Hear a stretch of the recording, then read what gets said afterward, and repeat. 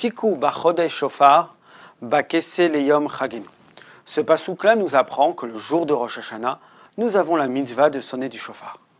Cependant, une question se pose. On sait très bien qu'à Rosh Hashanah, nous allons déclarer qu'Hachem est notre roi. Et aussi qu'Hachem va nous juger. Quel est le rapport, le shofar, avec le fait qu'Hachem doit nous juger? Ou même notre roi, on aurait pu prendre autre chose. Il y a dessus un exemple que le Maguide de Mezrich, Rabbi Dovber, nous rapporte.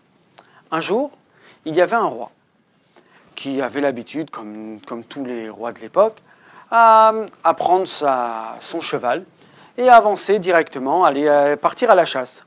Et donc, il prit un matin son cheval, partit à la chasse, mais malheureusement, il y a eu un accident, son cheval est mort sur la route.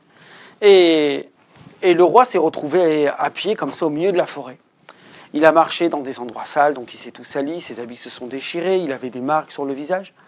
Que quand il arrivait à un moment où il trouva un début de route, les soldats, personne ne le reconnut.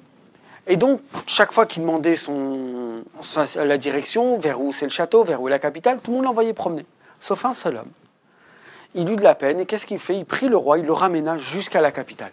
Le roi rentra chez lui, évidemment, mais il n'oublia pas cet homme-là, et il lui demanda de venir s'installer auprès de lui. Au bout de quelques années, cet homme-là fauta envers le roi. Une faute grave, et le roi décida de le mettre à mort.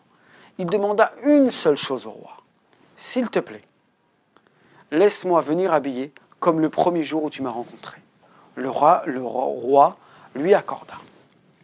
Mais quand le roi le vit arriver comme ça pour être pendu, automatiquement le roi dit « Stop, on annule la pendaison. » Je me souviens qu'à ce moment-là, au moment de ma détresse, le seul homme à m'avoir soutenu, c'était lui. Donc moi, aujourd'hui, je ne peux pas le laisser mourir.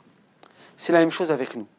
Quand on sonne du shofar, on se rappelle le moment du mont Sinaï, où on était le seul peuple à avoir accepté la Torah, alors que Dieu, Hachem, l'avait demandé à tous les peuples. Et c'est ce que nous devons nous souvenir le jour de Rosh Hashanah. Et c'est ce que nous voulons que Hachem remarque et se rappelle qu'au moment où lui, à son tour, ne savait pas vers qui se tourner, nous avions accepté la Torah. Shana Tova.